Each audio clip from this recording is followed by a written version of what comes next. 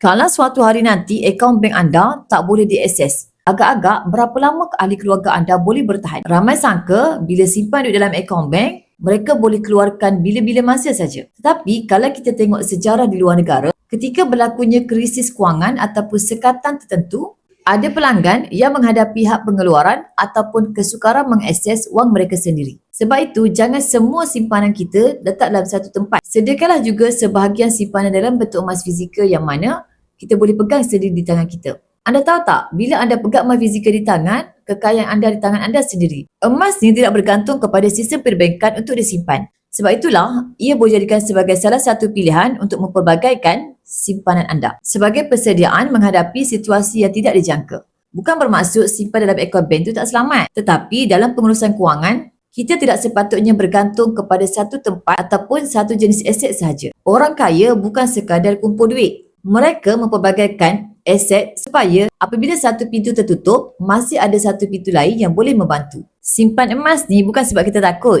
tapi kita nak bersedia lebih awal. Jadi bagi tuan-puan hari ni tak ada pun simpanan emas, hanya ada simpanan duit saja. Alihkanlah sebahagian ke dalam bentuk emas sebagai insurans kekayaan tuan-puan dan ahli keluarga tuan-puan. Jadi bagi tuan-puan yang nak alihkan duit simpanan jangka masa panjang ke dalam bentuk emas, boleh isi borang sign up untuk saya daftarkan tuan-puan sebagai ahli public goal. Kemudian saya akan guide tuan-puan dalam cara dan rakan-rakan simpanan emas yang terbaik untuk tuan-puan.